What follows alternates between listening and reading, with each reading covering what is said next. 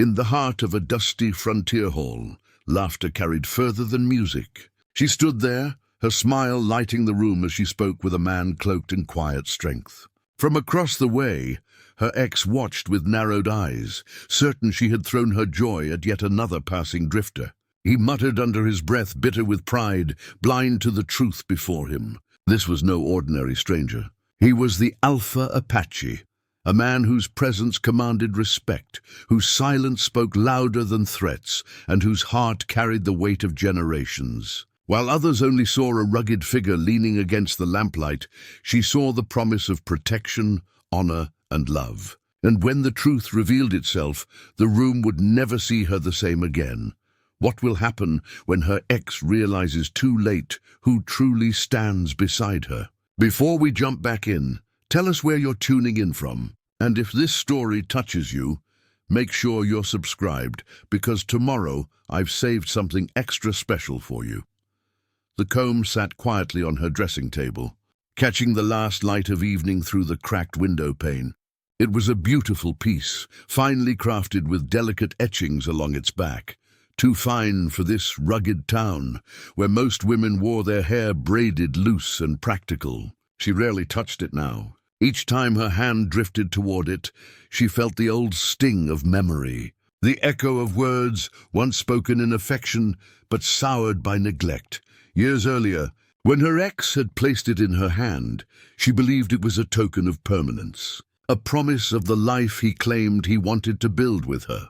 A home, a family, perhaps even peace in the midst of this wild country. Instead, the comb became a symbol of absence, his absences from her side, his presence in saloons, and the whispers she dared not chase down.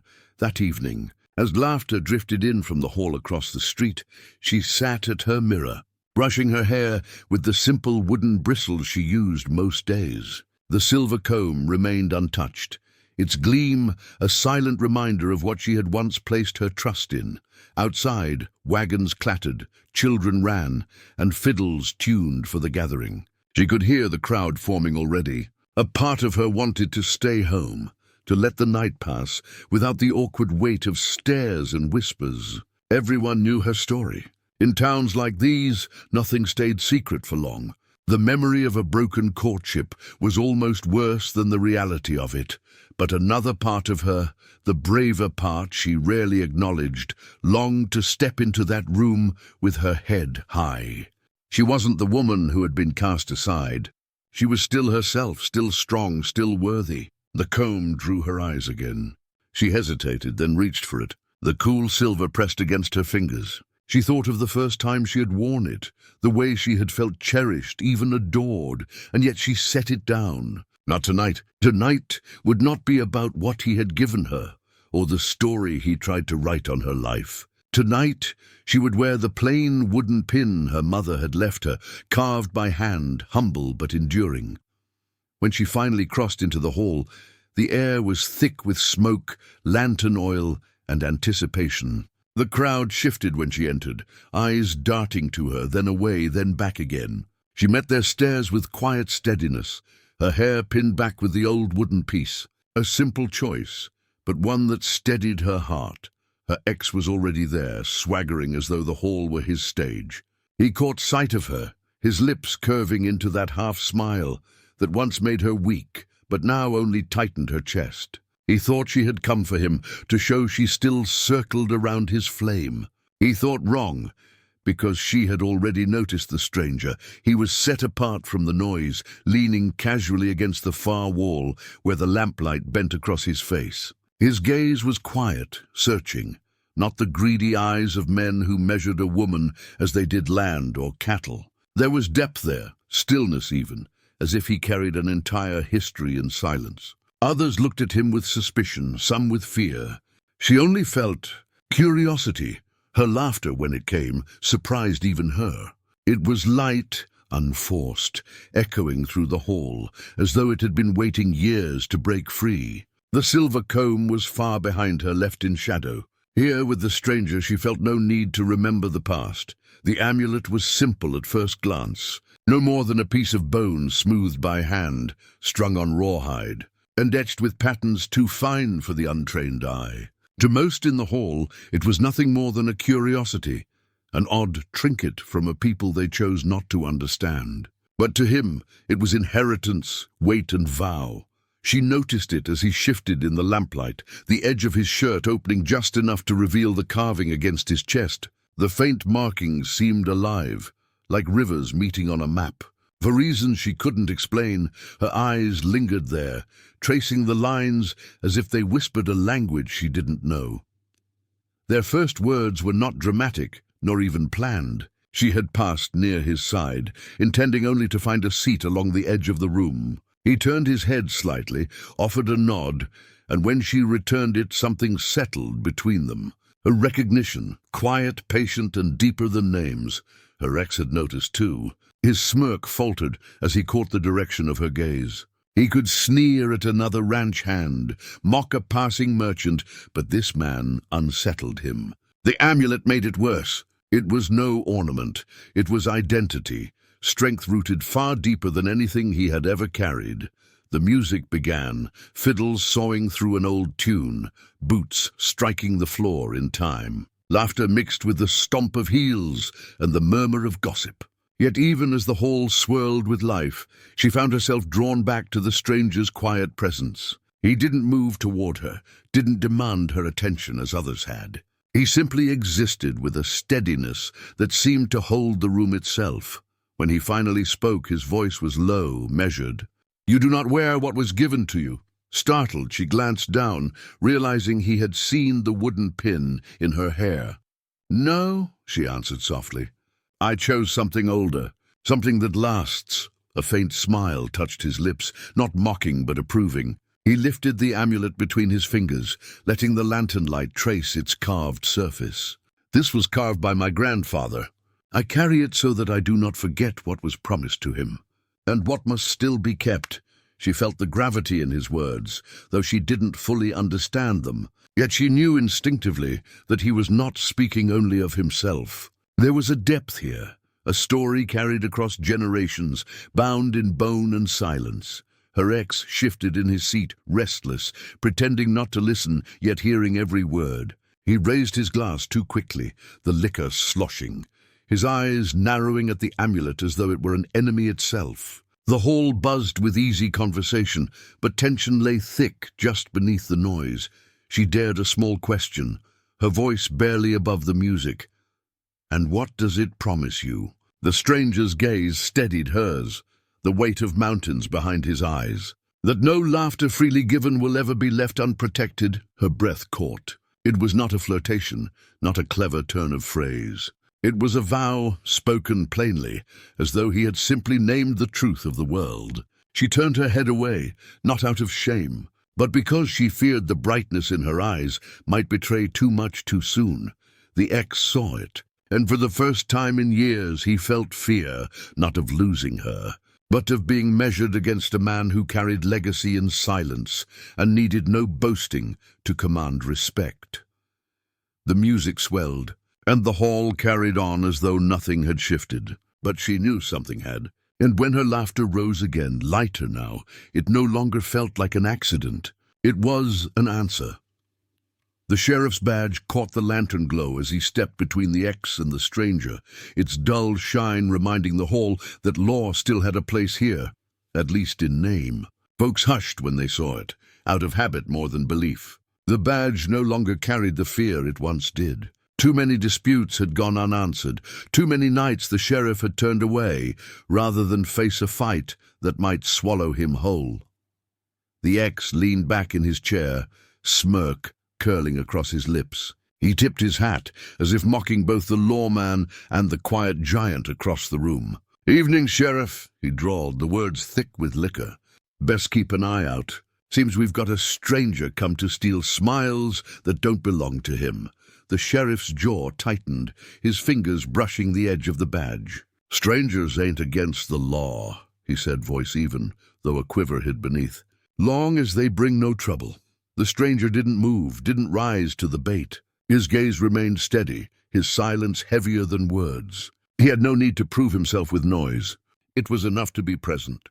That alone unsettled the ex more than a dozen threats could have.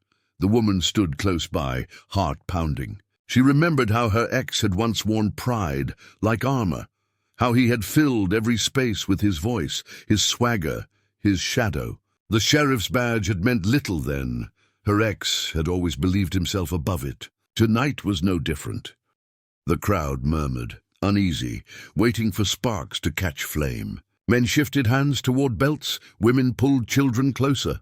The air carried a brittle tension, as if one wrong glance might shatter it into violence. The sheriff sighed, shoulders heavy with the burden of being a symbol no longer trusted. He looked to the woman, then to the stranger, then back to the ex. "Let's have no fighting tonight," he said quietly, though everyone knew his words were more plea than command. The ex slammed his glass down, the sound sharp as a pistol crack. "Then you tell him to leave. Tell him this is my town, my hall, my people." His voice rose, loud enough to rattle rafters. "Or else we'll see who really keeps order here." The sheriff's hand hovered near his holster, though no one truly believed he would draw. The badge glinted, a weak light against the storm brewing in the room, and still the stranger said nothing. He turned his head slightly, catching the woman's eyes steady as stone. That simple act, that quiet assurance, was answer enough. The ex felt the shift. For the first time, he realized his hold on the crowd was slipping, that his voice no longer carried the weight it once did. All because of a man who had spoken only with silence, and a badge that could no longer protect him. The sheriff lowered his hand, defeated before a fight even began. His badge meant nothing in that moment. Respect had already chosen its side. The moment passed in a blur of boots scraping wood, chairs pushed aside and voices rising. The ex had lunged forward, not with fists yet, but with the fury of a man cornered by silence. In his stumble, his boot caught against the uneven planks of the floor. The sharp snap of metal echoed through the hall as his spur bent clean away, tumbling across the boards until it spun to a stop beneath the fiddler's chair. Every eye caught it, that fallen piece of him. A spur was more than an ornament here. It was a man's measure, proof of his seat in the saddle, his place in the hierarchy of grit and dust. To see one broken, lying in plain sight, was as good as a confession that pride had slipped, that control had faltered. The ex cursed under his breath, but his face flushed deeper when the murmurs began. A few chuckled low, others shook their heads, but the laughter that cut deepest was hers, unintended, surprised, yet light and genuine. She covered her mouth too late. The stranger did not laugh. He remained steady, his eyes resting on the broken spur as though it were a sign carved in stone. His stillness carried weight, as if he understood symbols better than words. And in that silence, the ex's rage burned hotter. "Think that makes me less of a man?" The ex barked, his voice unsteady. "A broken spur don't change who I am." But it did. Everyone saw it. The sheriff shifted uncomfortably, the badge on his chest suddenly heavier. A few townsfolk turned away, unwilling to meet the ex's glare. The broken spur had spoken louder than he could. She bent slightly, almost without thinking, to retrieve the piece. Her fingers brushed the cool metal. For a heartbeat, she considered handing it back, returning to him the symbol of the man he once had been in her eyes. But when she looked up, she saw not the boy who had once charmed her, but a man swallowed by his own bitterness. Instead, she set the spur gently on the table near her. Between them all, neither claimed nor discarded. A relic of something finished. The stranger's gaze flicked to her hand, then to her face. His expression remained unreadable, yet there was something, respect perhaps, that softened the edges of his silence. She had chosen without words, just as he often did. The ex, humiliated, clenched his fists. His pride was bleeding out faster than any wound could have managed. He wanted to shout, to strike, to prove he still held the ground beneath his boots. Yet with one bent piece of iron, the ground had already shifted. The hall held its breath. Some knew the storm was not over. Others hoped the broken spur had ended it. But all felt the change. Pride had cracked, and once it cracks, it rarely heals. The journal lay hidden beneath folded linens in the small chest at the foot of her bed. Few knew it existed, and none had ever seen its pages. She had begun writing in it years ago, back when her ex still held her hand and whispered promises of a future built strong and steady. Back then, the entries had been filled with sketches of houses she dreamed of, names for children she might bear, recipes she hoped to perfect. But as time passed, the handwriting changed. Words grew shorter, sharper. Whole pages were left blank, where she could not bring herself to admit what she already knew, that his laughter in her company had turned to scorn, that his late nights left her alone, that the love she clung to was fading. By the final year, the journal became less a record of hope and more a litany of disappointments. Tonight, after the hall had quieted and the town had drawn its shutters closed, she sat in the dim glow of a single lamp, the journal open before her. She traced her finger over an entry, written in a trembling hand. I cannot tell if the silence between us is comfort or distance.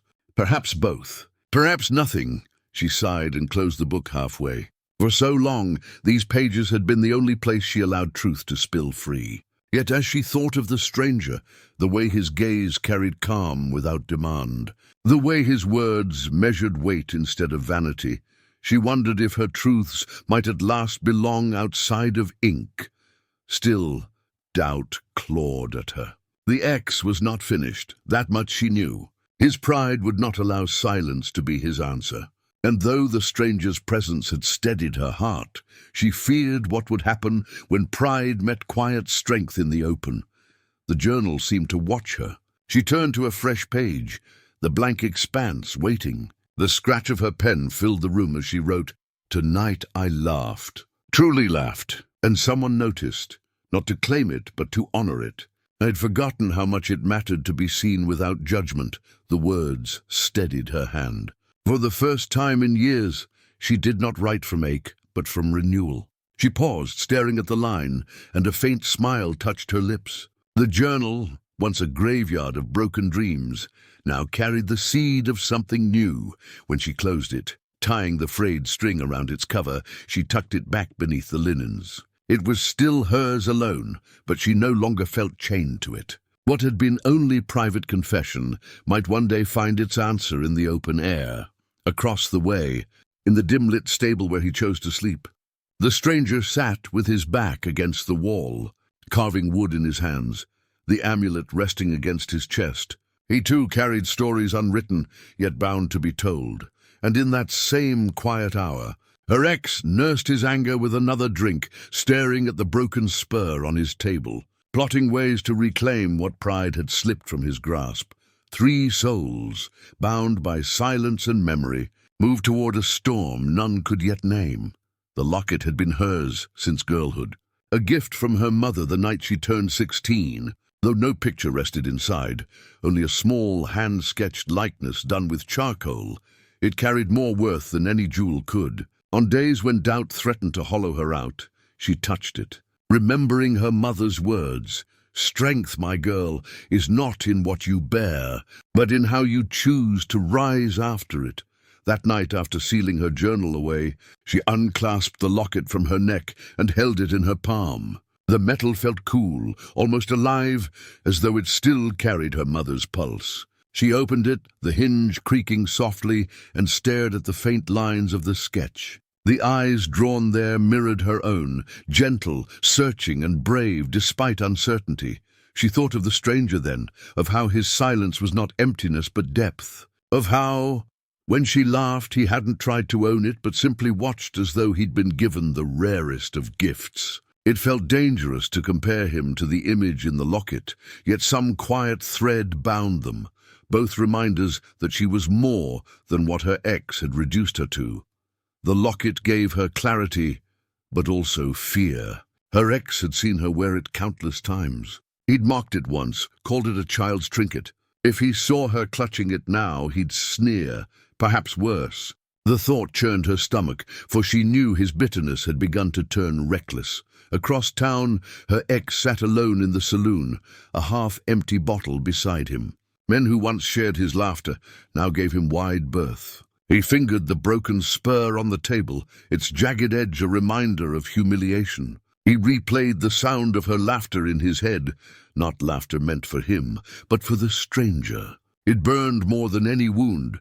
Meanwhile, the stranger himself had wandered out into the night air, his amulet catching the starlight. He walked with the steady stride of a man who had carried many burdens and was not afraid to carry more. Passing the edge of town, he paused near the chapel, its old bell tower looming. He closed his hand over the amulet, whispering words in his own tongue, prayers carried on the cool wind.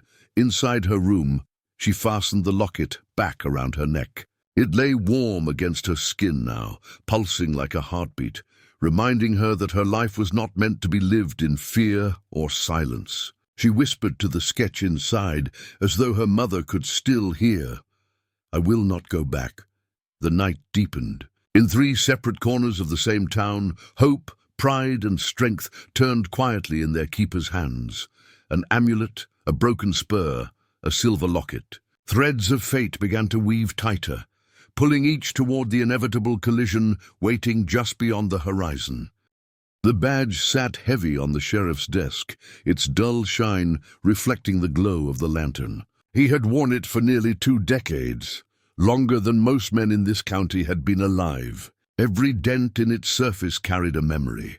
A bar fight broken up before knives were drawn, a horse thief dragged to justice, a widow spared from eviction. But it also carried the weight of choices he wished he could forget, the times he turned a blind eye to keep the peace, the men he let walk free because bloodshed would have brought worse ruin.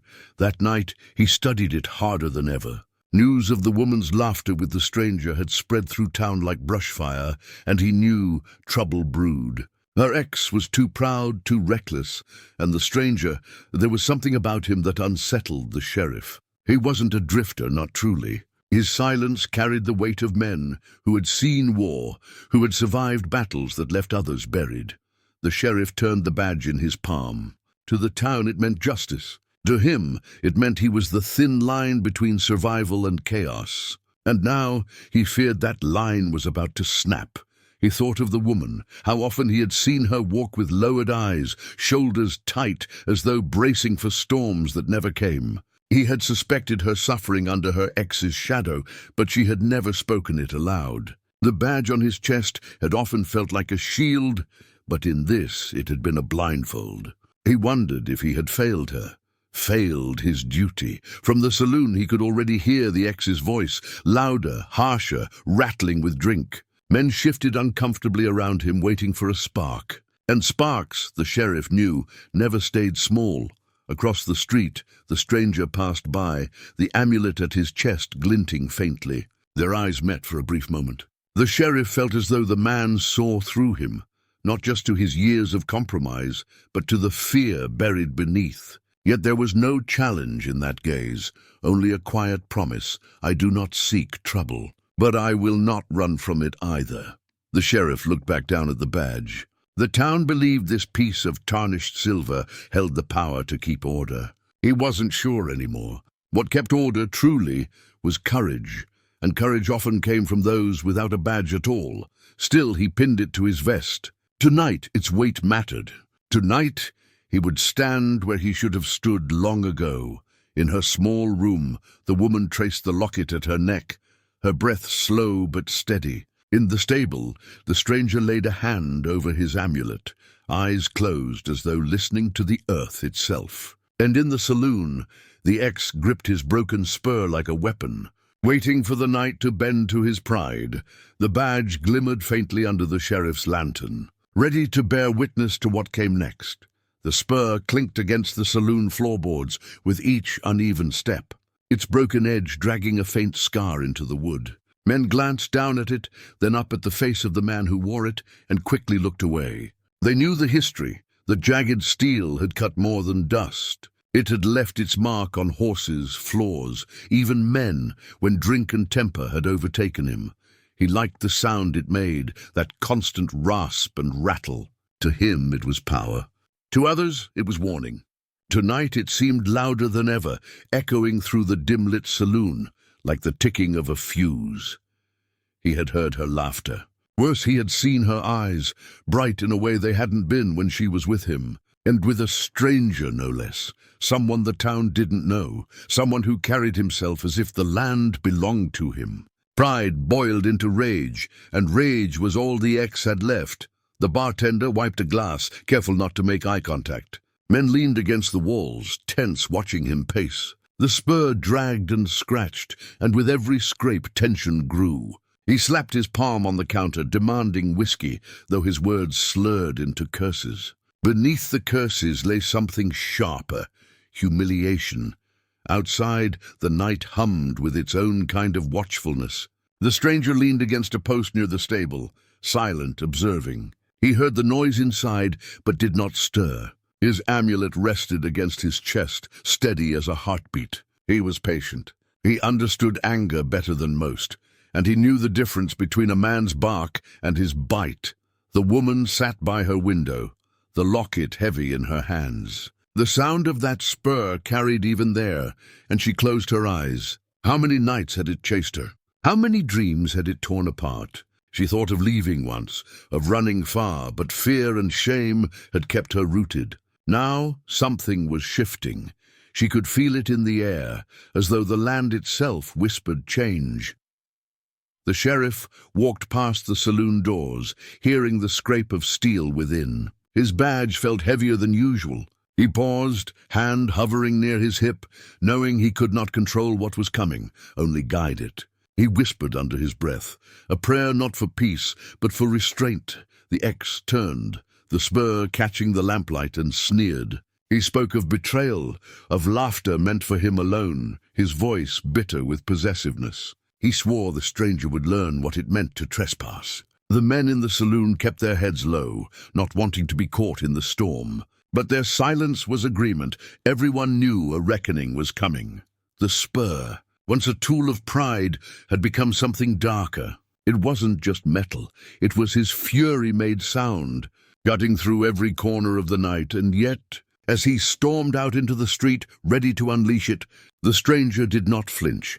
The elder's hands moved gently across the beads, thumb pressing each one as though drawing strength from the quiet rhythm. He sat near the edge of the fire, eyes closed, listening, not to the clamor of the saloon or the drunken threats echoing through the dusty street, but to the deeper voice of the earth. For him, the beads were more than tokens. They were a bridge, a reminder that every choice echoed across generations. He had seen men like the ex before, too proud, too loud, mistaking fear for respect. He had also seen men like the stranger, who carried silence as a weapon sharper than steel. The elder understood that the path ahead was no longer just theirs. It was the woman's as well, her laughter having broken chains invisible to many but clear as day to him. He let the beads roll between his fingers, each one tied to memory, a battle fought, a child born, a promise kept. He thought of the stranger's amulet, how it shimmered faintly in firelight, as though it too carried prayers hidden within metal. Perhaps that was why the woman had laughed differently in his presence, because the stranger's silence left space for her voice to rise. The night was heavy with waiting. The ex's spur still scraped, though now it dragged across the open street. Men leaned out of doorways, holding breath. The sheriff stood at the corner, thumb grazing the edge of his badge, unsure whether law could mend what pride had already torn apart. The elder opened his eyes. He did not fear what was coming, though he grieved for it. These beads reminded him that storms could not be stopped, only weathered. He whispered a word under his breath, not in English but in his people's tongue, a word that meant both patience and strength. Across the way, the woman held her locket tight, sensing something beyond her control was unfolding. She felt caught between terror and a strange, rising hope. The elder wrapped the beads carefully and placed them back into his pouch. He would not intervene with force. His time for such actions had passed. But his presence mattered. Some storms needed witnesses, and some truths demanded voices steady enough to carry them forward. The beads had steadied him through battles, through hunger, through loss. Tonight, they steadied him for the sound of pride clashing with destiny. The bottle hit the saloon counter with a hollow thud, sloshing amber liquid onto the wood. The bartender flinched but said nothing, sliding a rag to mop it up. Everyone knew better than to provoke him when the bottle was in his hand. Whiskey wasn't just his drink. It was his weapon, his excuse, his constant companion when silence grew too loud. He drank deep, wiping his mouth with the back of his hand, muttering about betrayal. Each swallow seemed to stoke his fury instead of soothing it, as though the fire inside found new fuel with every drop. Men nearby shifted uneasily, their boots tapping the floor in nervous rhythm. No one dared speak. The sheriff lingered in the doorway, watching. He had seen what whiskey did to weak men, how it loosened tongues and stiffened fists. The badge on his vest felt heavy, but his gut told him the bottle was heavier still, for it carried every lie the ex told himself. Outside, the stranger leaned against a post, still as stone. He knew the sound of glass striking wood, knew it meant the man within was preparing himself not for reason, but for violence. The amulet at his chest glowed faintly in the lantern light, a calm counterweight to the storm. The woman pressed her forehead against the window pane, hearing the muffled crash of the bottle knocked over, then upright again. She knew that sound too well. It had been the rhythm of her nights, the overture to shouting, sometimes worse. Tonight it felt different. Tonight she was not alone. The ex staggered from his seat, bottle swinging loosely in his grip. He shouted slurs, accusations, his voice cracking with desperation. The whiskey had stripped him bare, revealing not strength but fear. Fear of being forgotten, of being replaced, of being nothing. He raised the bottle like a club, and for a moment the room froze, but he did not strike. Instead, he hurled it against the wall. Glass shattered, whiskey sprayed, and the stench filled the air. The shards glittered in the lamplight like fragments of pride, sharp and useless. The sheriff's hand went to his holster. The bartender ducked. The stranger did not move. The woman's locket grew warm in her hand, as though urging her not to look away. The bottle lay broken, but its ghost lingered. The echo of choices made under its spell. The ex stood panting, chest heaving, eyes wild. He thought the world owed him its fear. Instead, the world was watching him unravel. The sheriff slipped the pocket watch from his vest, flicking it open with a practiced thumb. The hands ticked steadily, though the glass was cracked from a fall years back. He had wound it every morning without fail, as though keeping the watch alive might also keep order alive in his town. Tonight, the ticking felt louder than the noise from the saloon, louder than the whispers of men lining the street. He thought of all the times he had waited for tempers to cool, for men to settle their scores, for wounds to heal on their own. Time, he had always told himself, was a medicine. But watching the ex stagger into the street, pride burning hotter than whiskey, he wondered if time had only allowed rot to spread. The woman's laughter, the stranger's silence, the ex's fury, each moment layered upon the other until it reached this fragile edge. And here he was again, caught between stepping in and holding back, staring at the watch as though it might tell him the right hour to act. He remembered the day his wife had given it to him, silver, polished, chain gleaming, engraved with 3 words, "Do not wait." She had known him well, known how hesitation clung to him like shadow. That was before she passed, before the weight of the badge became both shield and shackle. The ex shouted into the night, waving his arms, daring the stranger to step forward. The spur dragged, the broken bottle's stench lingered on his clothes. Around him men muttered but did nothing. The sheriff closed the watch with a snap. The hour had come. Waiting any longer would only feed the fire. He pinned the watch back into his vest, steadying his breath. He stepped out into the street, boots crunching against dust and glass, eyes locked on the man unraveling before them all. Time no longer belonged to hesitation. It belonged to choice. Across the way, the stranger finally straightened from his post, amulet catching the faint light. The woman pressed her locket tighter, sensing that the watch, the amulet, and her own heart now ticked in rhythm toward the same moment. The sheriff touched the badge on his chest once, then rested his hand lightly on the pocket where the watch beat like a second pulse. No more waiting. The feather moved gently in the night breeze as the stranger stepped away from the stable. Its pale edge caught the lantern light, stark against his dark hair, and for those who noticed it, silence followed. To some it was nothing more than ornament. To others, especially the elder still fingering his prayer beads, it spoke volumes. An eagle feather was not given lightly. It marked courage, survival, and duty. To wear it was to carry the weight of both honor and burden. The stranger knew this, though he never flaunted it. He had earned it in a time when blood soaked the ground and fire scorched the sky, when standing tall had meant defying death itself. Tonight its meaning returned. The ex didn't see honor. He saw provocation. His eyes narrowed, his hand twitching toward his belt. "You walk in my town with feathers and silence," he sneered, his voice loud enough to echo against the buildings. Whiskey still clung to his breath. The sheriff, hand resting against the watch in his vest, stepped forward, but his words caught in his throat. He remembered the treaty meetings, the tense standoffs, the promises broken on both sides. That feather carried history, a truth sharper than any blade, and he wondered if this moment was less about men and more about the land itself, demanding balance. The woman, from her window, saw the feather and felt something stir. It wasn't fear. It was recognition that the stranger was not hiding who he was. He bore himself openly, unashamed, even when surrounded by suspicion. That kind of strength was unfamiliar to her, yet she longed for it. The ex spat into the dust, boots crunching forward. The feather swayed but did not falter. The stranger's hand stayed loose at his side, his posture unthreatening yet unyielding. He did not need to raise his voice. His presence spoke more than words. Around them, the townsfolk shifted, some whispering, others pulling back into doorways. They knew feathers like that were never worn by chance. They meant something more, something that belonged to stories told in firelight, stories most here had forgotten or ignored. The elder closed his eyes, murmuring softly.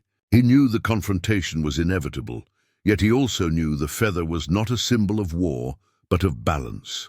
The question was whether anyone else could see it that way. The sheriff finally found his voice. "This doesn't need to happen," he said, his tone heavy but steady. Yet even as he spoke, he sensed the weight of inevitability pressing down. The feather drifted lightly as the stranger turned his head, gaze meeting the ex's with calm steadiness. No threat, no anger, only the certainty of a man who had faced worse storms. The ex clenched his fists, pride driving him forward. He mistook calm for weakness. The sheriff's pocket watch ticked, the woman's locket warmed in her hand, the elder's beads rested still. And the feather, gentle, unwavering, marked the moment as one that would be remembered long after whiskey and anger had burned out. The rifle had been there for weeks, forgotten after a scuffle when tempers and bullets had both run wild. Nobody bothered to fix it, nobody dared throw it out. It leaned in shadow, silent, a reminder of what happened when anger replaced judgment. That night, as voices rose in the street, a boy's eyes caught the weapon. He tugged at his father's sleeve, whispering, but the man hushed him quickly. "Leave it," he muttered, as though the rifle still held power. Perhaps it did. Even broken, its presence haunted the edges of the gathering crowd. The ex, stumbling and sneering, let his eyes fall upon it too. He grinned, the sight sparking old memories of nights when such steel had given him authority. Though the weapon was useless, he saw in it a reflection of himself, bent, splintered, but still dangerous. He snorted and kicked it, sending dust into the air. The sheriff flinched at the sound, remembering the last time that rifle fired. He had stood over a man bleeding in the street, hearing cries that echoed long after the body was buried. The watch in his vest ticked heavily, urging him forward. The stranger's gaze flicked toward the rifle only once. He didn't move, but his silence deepened, as if acknowledging the ghost of the weapon. The feather swayed gently in his braid, its calm countering the ex's restless energy. From her window, the woman caught the glint of the barrel under lamplight. She shivered, clutching her locket. To her, the broken rifle was not a relic of pride, but of fear. She had lived long enough under threats unspoken, weapons used more for menace than defense. The elder, beads warm in his palm, whispered a single phrase, "Iron remembers." He knew even ruined tools carried memory, and memory shaped men's choices. The hex laughed, pointing at the stranger. Look at him, hiding behind trinkets and silence. What are you without that feather? Without the shadows? His words tumbled out, each one heavier with whiskey and bitterness. He stepped closer, daring the stranger to break his calm. The rifle lay between them in the dust, as though marking a line neither had yet crossed. The crowd shifted, breaths held, eyes darting between the men. They all knew the truth. A broken weapon was still a warning. The sheriff's hand hovered near his holster. He couldn't stop thinking of that rifle, once whole, now shattered. Was that what he was too? A man who had waited too long, bent by years of compromise. His thumb grazed the dent in his pocket watch. Not tonight, he told himself. Not anymore. The stranger's eyes lowered briefly to the rifle, then lifted to meet the X's fury. His silence was not weakness. It was promise. The X snarled, spitting in the dirt. Pride pushed him forward, one step closer to a storm no broken steel could contain. The lantern swung gently from a hook outside the saloon, flame sputtering against the evening wind. Its light wavered, uneven, spilling across faces drawn tight with anticipation.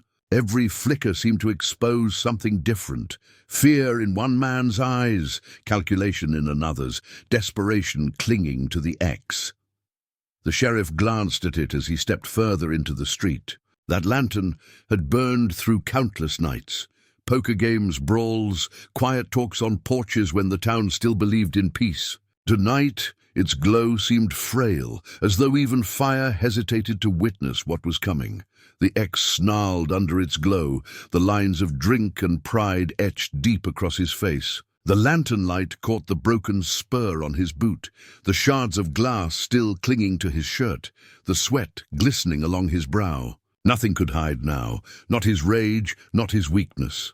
The stranger emerged fully into the street, feather stirring gently in his braid, amulet glinting with each step. The lantern's flame danced against him, yet unlike the X, he seemed untouched by its glare. Shadows clung to him as though they were allies, not threats. His calm stood in sharp contrast to the X's unraveling. The woman pressed closer to her window, locket tight in her hands. The wavering light reached even her, painting her face with a glow that reminded her of nights long gone, nights when she had hoped for gentleness in a house where only violence reigned. Now she saw something different, possibility. The elder murmured near the edge of the gathering, prayer beads slow in his hands. To him the lantern was more than light, it was witness. The flame's tremor mirrored the trembling balance of choice before them all. Men whispered in doorways. Children peered from behind skirts. The town held its breath. The lantern sputtered again, threatening to go dark, then steadied. The sheriff drew himself upright, hand brushing against the pocket watch inside his vest. Time and light both were running thin. He knew this confrontation would not wait until morning. It would unfold now, under a lantern too small to hold back all the shadows gathering. The X stepped closer, voice rising, words slurred but sharp. You think silence makes you strong? You think a feather makes you feared? This is my town! He raised his fists, one scarred hand still trembling from where whiskey had soaked into his veins. The lantern flared suddenly as a gust swept the street. Flame leaping brighter, as if the fire itself demanded clarity.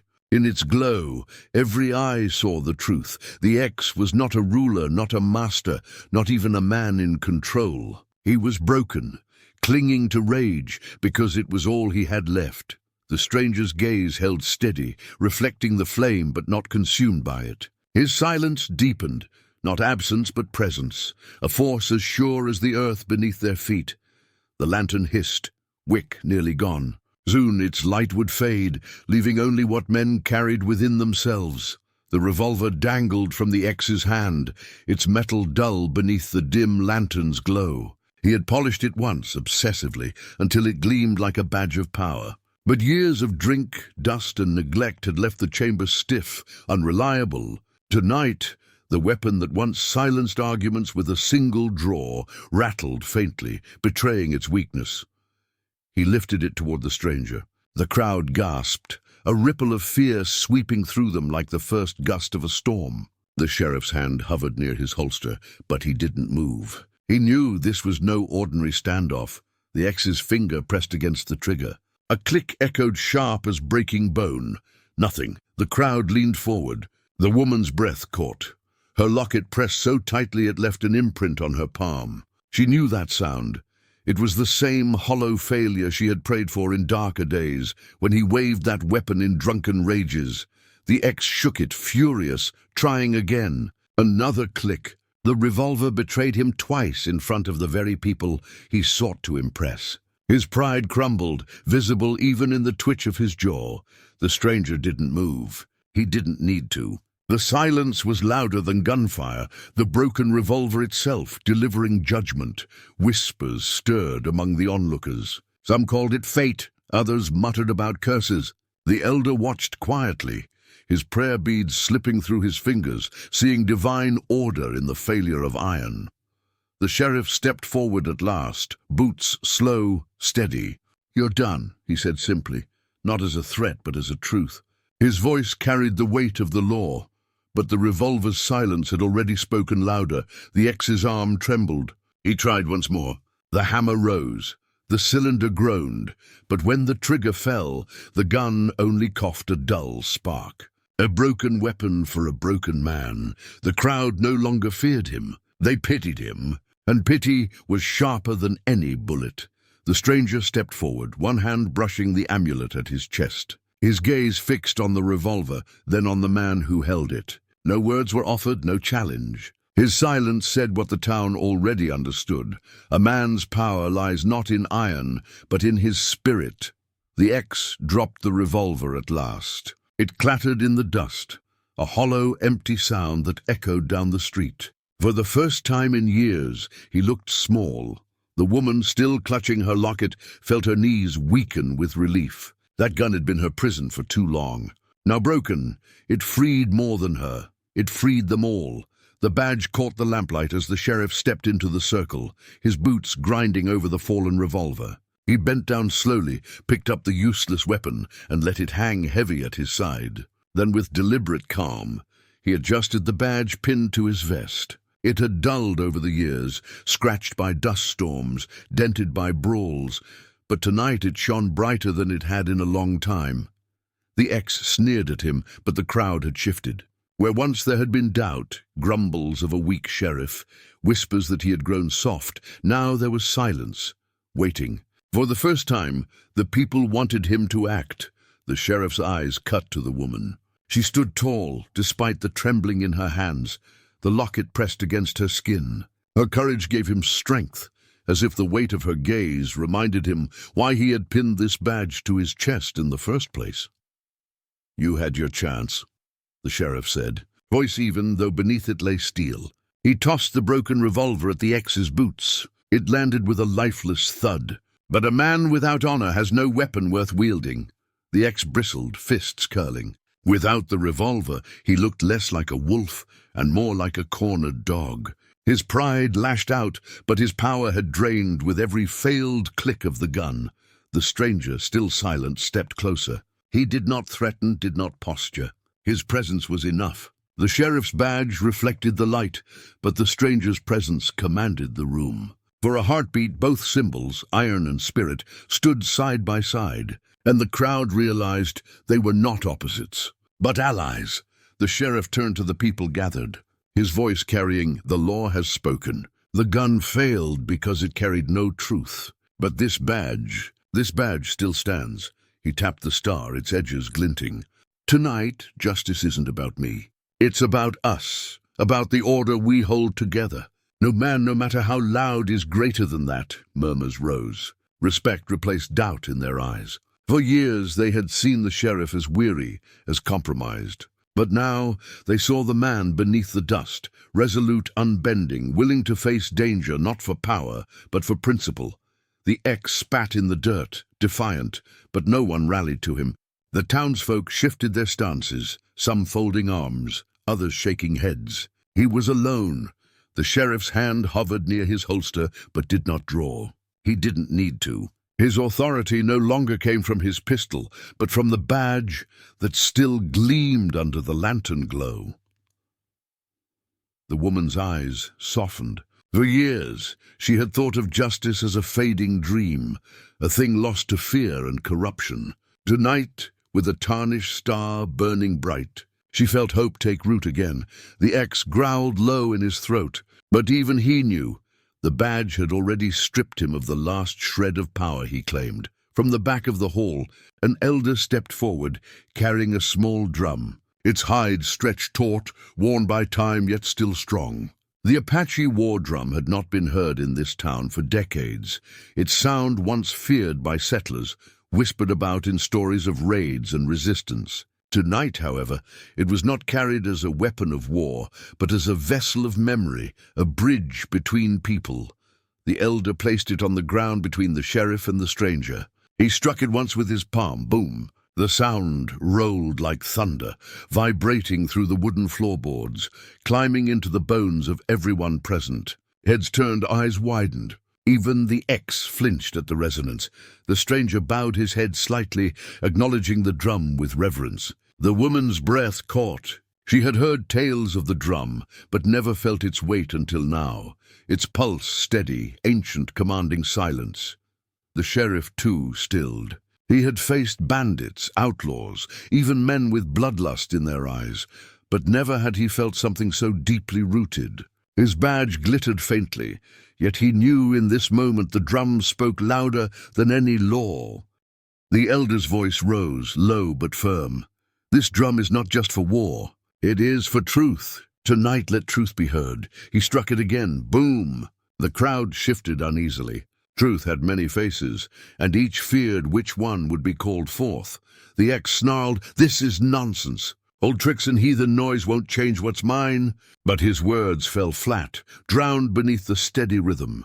The drum did not argue. It only reminded them of something greater than pride, greater than greed. The stranger finally spoke, his voice deep, calm, resonant, like the drum itself. "A man who mocks truth mocks himself." His words hung heavy, echoing after the drumbeat. The X's shoulders stiffened, rage flickering in his eyes, but there was no denying the power in the room had shifted. The woman pressed her locket to her lips, tears brimming. To her, the drum's sound was not fearsome but freeing. Each beat stripped away the years of intimidation, each vibration loosening the chains of silence she had endured. The crowd began to murmur. For some, the drum reminded them of past battles. For others, it stirred guilt, unspoken debts long buried. But together, it drew their eyes toward the stranger, not as a threat, but as a man carrying history with him. The sheriff nodded slowly, accepting the moment. He had enforced man's law, but now something older was present. Law and truth stood together in balance. The X spat again, but his defiance wavered. His voice cracked when he shouted, "You don't scare me!" Yet even he could not mask how the drum unsettled him, its sound refusing to be ignored. The elder struck it one last time. Boom! The hall fell into utter silence. The truth had been spoken, not in words, but in rhythm. The stranger stepped closer to the woman, his presence shielded by that ancient beat. She met his gaze, and for the first time, she knew she was safe. The night air was cool as the sheriff returned to his office, weariness pressing against his shoulders. He had hoped the drum's resonance would settle the town, yet he knew men's tempers did not ease so quickly. As he laid his hat upon the desk, something caught his eye, a folded paper tucked beneath the corner of the blotter, brittle and scorched along one side. He opened it carefully. The handwriting was uneven, scrawled in haste but still legible. It spoke of land deeds exchanged in secret, names signed under duress, and promises broken between settlers and Apache leaders decades ago. The sheriff's heart sank. This was not just an old grievance. It was the seed of everything they lived through now. The distrust, the whispered accusations, the blood that had been spilled without peace ever being named. He turned the letter over. The edges blackened as if someone had tried to destroy it. Why hadn't they finished the job? Perhaps guilt had stayed their hand, Or perhaps someone wanted the truth buried but not lost. The woman entered quietly, her locket still at her throat. She noticed the paper in his hand. "You found it?" she whispered, as if she had always known it existed.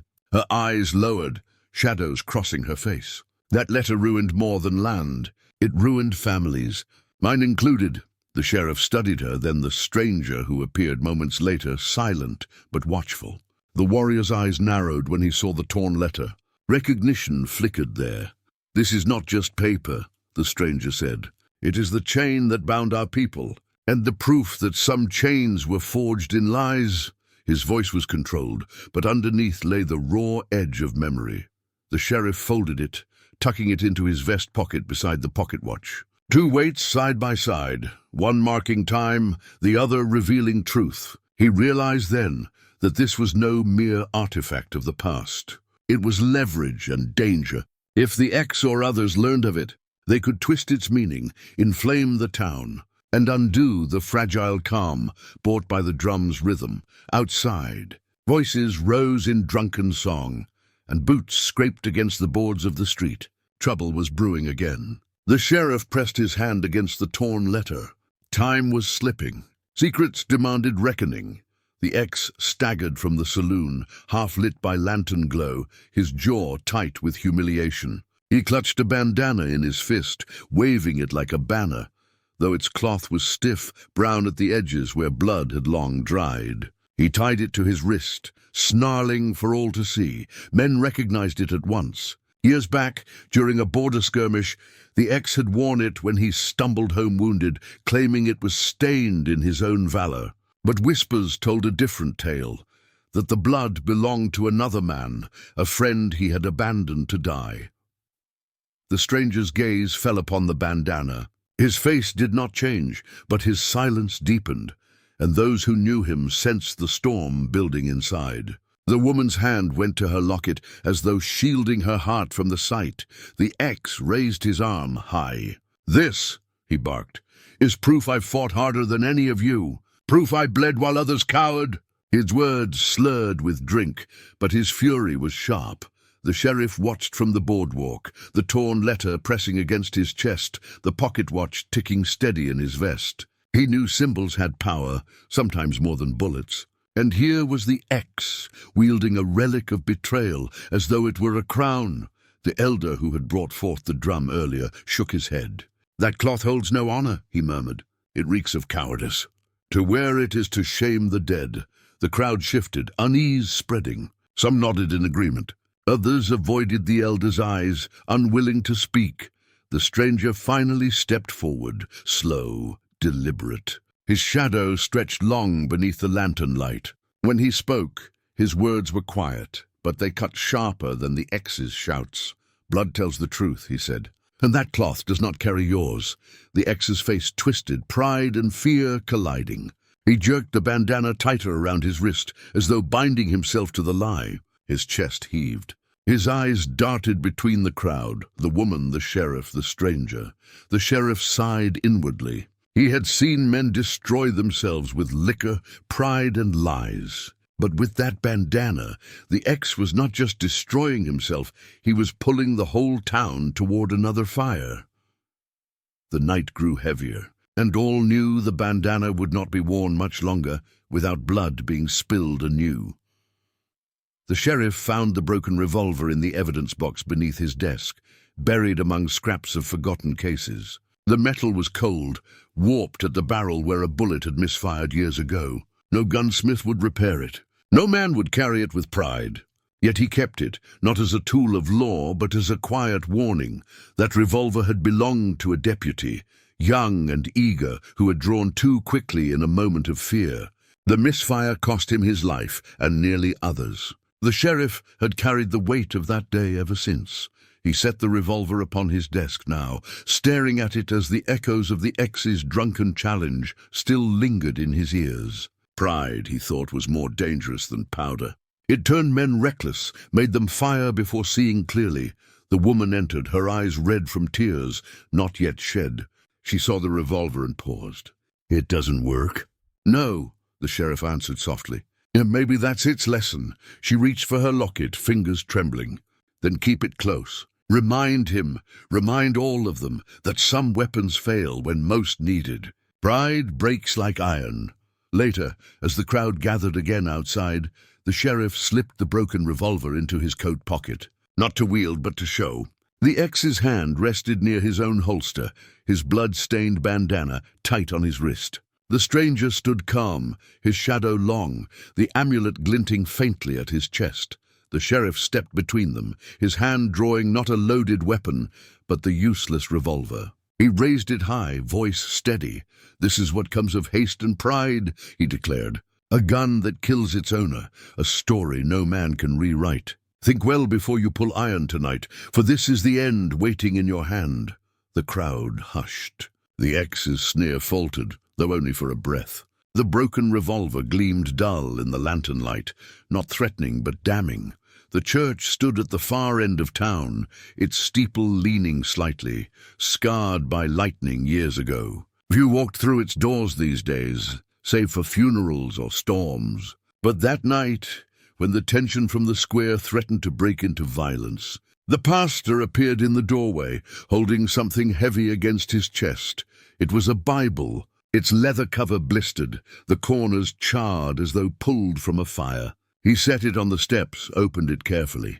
The crackle of brittle pages echoed louder than the mutters of the crowd. "This book survived when the parsonage burned," he said, his voice low, carrying with the weight of memory. "Not all words can be silenced by flames." The sheriff stepped closer, recognizing it. He remembered that fire, a winter night when wind roared and sparks leapt roof to roof. Many had lost homes, yet somehow this Bible endured, blackened but unconsumed. He had always wondered why the pastor carried it like a wound. Now he understood. The woman approached, her fingers brushing the locket at her throat. "You bring it here?" she whispered. The pastor nodded. "Because tonight feels like fire again."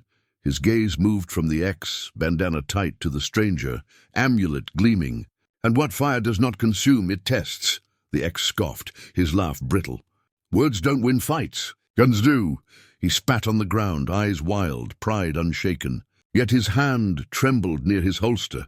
The stranger said nothing, but his eyes fell upon the charred Bible, a flicker of respect crossing his stern features. Though their faiths differed, he understood the meaning.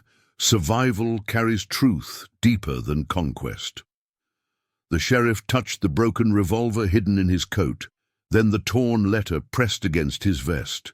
Now another relic lay before them, and together they told a single story, of pride, of lies, of time, of truth, of fire endured. The crowd leaned forward, waiting. The pastor's voice steadied. "You think you fight for honor, but honor dies in the flame of rage. Choose carefully what you burn, for it may be what you most need when the smoke clears." Silence spread. Even the ex faltered, though his sneer returned quickly, desperate. But the charred Bible sat there unmoved, its survival itself a testimony stronger than his bluster. The ex dragged his boot across the dirt, the faint jingle of a spur echoing in the tense night. Unlike the polished pair he once wore to impress, this one was old, rusted, and mismatched. Folks noticed it didn't belong to his set. Whispers stirred. The sheriff caught the sound and frowned. He recognized that spur. Years ago, it had been collected from a canyon floor after a rider was found dead, trampled in a skirmish gone wrong. The ex had claimed he'd never been there, but the sheriff remembered keeping the mate to that spur in the evidence chest until it mysteriously disappeared. Now here it was, strapped to the ex's heel. The stranger's eyes dropped to the rusted metal, narrowing with memory. The woman's breath hitched, her fingers clutching the locket tight. "That spur wasn't just iron, it was testimony. Where did you get it?" the sheriff asked quietly. The ex sneered. "A man collects trophies." He tapped it deliberately, letting the rusted jingle cut the air. "Proof of the men I've outlasted." But the sheriff shook his head. "Not trophies, echoes. That spur belonged to a man left behind. It's no badge of pride. It's a weight of guilt." The crowd shifted uneasily. Some remembered the canyon, the story of betrayal carried through the years. The elder's face hardened, his hands tightening on his cane. "That spur," he said, "was never yours to wear." The ex's bravado faltered for the first time. His heels scraped against the boards, the sound ringing hollow. The rust was visible even from a distance, eating away at the steel, just as lies had eaten away at him. The stranger stepped forward. His voice, low and certain, struck deeper than any blade. "Rust spreads. It devours the strong until nothing remains. You wear your truth on your heel, and it corrodes you." For a long moment no one spoke. The sheriff felt the broken revolver heavy in his coat, the torn letter folded against his chest, the ticking pocket watch steady in his vest. Another artifact now stood among them, one not chosen, but revealed. The ex shifted his weight uneasily, but the rusted spur jangled again, and its sound betrayed him more than words ever could. From the crowd, the elder stepped forward again, his hand steady despite his years. In his palm lay an eagle feather, its edges sharp and clean, its quill bound with a narrow strip of rawhide. He raised it high, and the murmurs of the crowd stilled. The stranger bowed his head at once, reverence in the simple lowering of his gaze. The woman gasped softly, recognizing the weight, even if she did not know the ceremony. The sheriff, though unfamiliar, understood instinctively this was no trinket. This was judgment. The elder's voice was clear, carrying across the lantern-lit street. An eagle feather is not given lightly. It is earned by deeds that stand the test of both man and spirit. To carry it falsely is to invite ruin. To dishonor it is to dishonor all who walked before you. He stepped toward the stranger, pressing the feather into his hands. The warrior accepted it with a solemn nod, his expression unchanged yet deeper somehow, as though the weight of the feather were heavier than steel. The amulet on his chest gleamed faintly, answering the feather's presence like twin flames. The ex laughed bitterly. "Feathers and drums, old stories for children. You think that'll scare me?" He waved his bandana, sneering. "I've got proof of blood. That's all that matters out here." But the elder turned to him, eyes narrowing. "And where is your honor? Show us. Not your lies, not your trophies, your truth." The ex faltered, his bluster catching. The rusted spur at his heel jangled faintly, the sound thin compared to the silent power of the feather. His eyes darted, searching for allies in the crowd, but saw only quiet faces, turned toward the warrior now holding the sacred token. The sheriff watched closely, his hand brushing the broken revolver hidden in his coat. He thought of the torn letter folded against his chest, of the charred Bible resting still in the church, of the bandana that reeked of shame. One by one, artifacts of pride and truth had surfaced, each pointing toward a reckoning that could not be delayed. The woman stepped closer to the warrior, her voice low, steady. "A feather may seem light," she whispered, "but it carries more weight than any iron in this town." The stranger met her eyes, then looked back at the elder. With a single nod, he accepted the charge that came with the feather, not just for himself, but for all watching. The ex clenched his fists, but though his anger burned hot, it flickered weak before the silent authority of that eagle feather. The sheriff drew a slow breath as he slipped his hand into his coat pocket. The crowd's attention was fixed on the warrior with the eagle feather, yet the sheriff knew his own burden could not stay hidden much longer. When his hand emerged, it carried a pocket watch, its chain dulled, its casing battered from years of rough use. The glass face bore a crack that split the numbers like a scar across the passage of time. He held it up, and the ticking became audible in the hush. Soft, steady, relentless. "This watch," the sheriff said, his voice quieter than before but commanding in its weariness, "belonged to a man I once swore to protect. A good man. A man I failed." His eyes were on the stranger now, the warrior holding feather and amulet. "He died because I trusted the wrong soul, trusted lies and false deeds. And I have carried this watch since, so I never forget." The ex shifted uncomfortably, his jaw tightening. He knew where this was heading. The woman's eyes softened, her hand resting briefly on the sheriff's sleeve. "Time keeps its own judgment," she whispered. The elder nodded, his voice like wind over stone. "Every tick is a witness. Every turn of its hands remembers." The warrior stepped closer to the sheriff, studying the cracked face of the watch. For a long moment, nothing passed between them but silence, yet the amulet at his chest pulsed faintly as though stirred by the rhythm of the ticking. The eagle feather in his hand dipped slightly, acknowledging the weight of another man's truth. The ex tried to bark a laugh, but it rang hollow. "So now it's toys and trinkets? Feathers, charms, old watches? You think these make you strong?" His voice grew shrill. "I've bled for my claim. I've taken what I wanted. That's strength." But the sheriff raised the watch higher, the crack across its face catching the lamplight. "Strength without honor is only decay," he said firmly. "You wear your shame like a spur, and every step you take drives it deeper into the earth. This watch, this broken glass, it does not lie. It reminds me that time will strip away all falsehood, leaving only what is true." The crowd stirred uneasily, their gazes turning from the ex's bandana to the feather. The amulet, the torn letter still in the sheriff's pocket, the scorched Bible on the altar behind him. A pattern was forming. Every artifact carried a truth, and every truth cornered the liar among them. The woman's eyes flicked toward the ex, then back to the sheriff. Her voice trembled but did not falter. "And what happens," she asked softly, "when the last second runs out?" The watch ticked on, loud in the silence, as if answering her itself. The stranger, still as stone, bent down by his horse. The beast stood restless, hooves pawing dust, nostrils flaring, as if it too felt the tension mounting. From beneath the stirrup, the warrior pulled free an old saddlebag. Its leather cracked and faded, the stitching undone in places as though it had ridden 1,000 miles through storm and sun. He set it down with deliberate care in the center of the hall, its weight landing with a thud that reverberated through the floorboards. The crowd leaned forward instinctively, curiosity pressing harder than fear. The ex narrowed his eyes. "What's in there?" he asked, suspicion tainting his voice. The warrior's hand lingered on the flap before loosening the knot that held it closed. He spoke in a low, steady tone. "This bag has carried more than provisions. It carries what is owed: blood, memory, justice." From within, he withdrew a single item first, a strip of cloth, frayed and stained. The sheriff's eyes widened at the sight, a sharp intake of breath betraying recognition.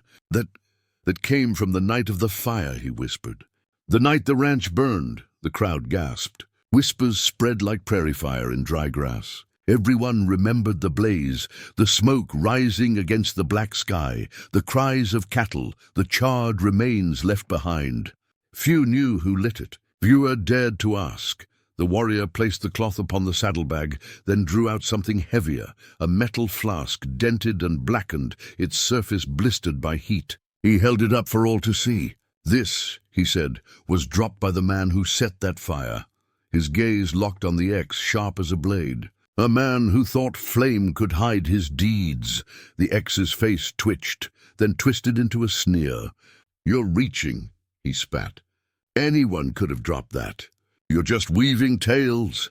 But the elder stepped forward, his eyes ancient and unblinking. "Leather remembers the shape of every burden it carries," he said. "And this saddlebag does not lie. It has brought back what the flames could not consume." The sheriff stepped closer, his cracked watch still ticking in his hand. He placed it atop the saddlebag, the soft clink of metal against leather ringing like a gavel.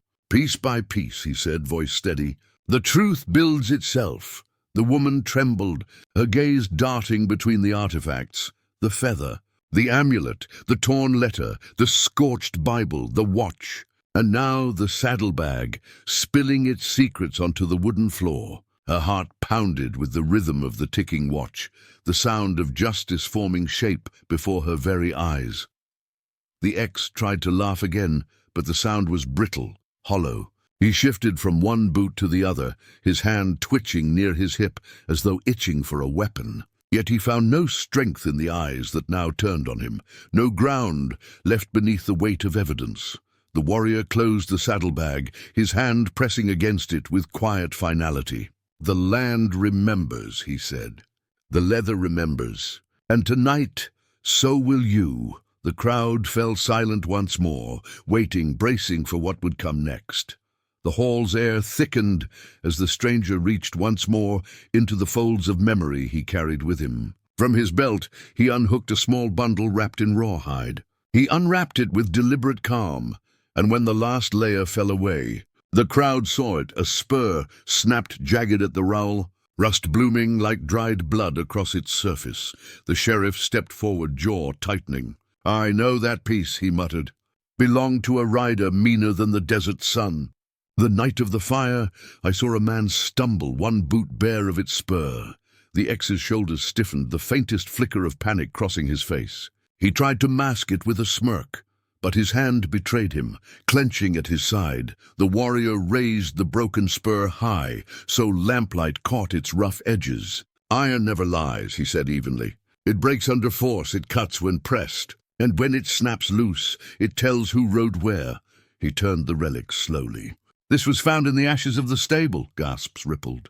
The woman's eyes widened, memories flooding back of that night, smoke clawing at her lungs, her father pulling her from the inferno. She remembered seeing a shadow slip into the dark, limping, favoring one foot. The sheriff knelt by the spur, examining the jagged break. "Fits the tale," he murmured. "A rider in haste, losing his mark when the horse bucked. And no man in this town rides with boots like his." He lifted his gaze, pinning the X in place. The X laughed, the sound desperate. "You're all blind. It's just a hunk of iron, no proof of anything. I've had a dozen spurs, so what if one went missing?" But the elder's voice carried calm as riverstone. "A man's spur is not just metal. It carries the weight of every mile he's ridden, every sin he's chosen. To lose one is to leave behind a piece of himself. The land remembers what he dropped." The woman swallowed hard, her hand trembling as she touched the spur. For a moment she felt the echo of hooves pounding, the heat of fire roaring, the betrayal of someone once trusted. Tears blurred her vision, not of weakness but of clarity. She now saw her ex for what he was, a coward hiding behind sneers and smoke. The warrior placed the broken spur upon the growing collection of artifacts. The feather, the amulet, the torn letter, the scorched Bible, the cracked watch, the saddlebag, and now this jagged piece of iron. Each relic seemed to stitch tighter the noose of truth around the ex's throat. The crowd stood restless, murmurs rising, suspicion hardening into certainty. The sheriff's hand hovered near his holster, not out of fear of the stranger, but of the storm gathering in the ex's eyes. The warrior's voice lowered, steady and unyielding. "When a man runs, he leaves pieces behind. Tonight all his pieces returned to him." The room held its breath. Even the wind outside seemed to pause, waiting for the next move. From beneath his coat, the warrior drew out something small, almost fragile against the weight of the other relics. He placed it in his palm, letting the firelight touch it before holding it out for all to see.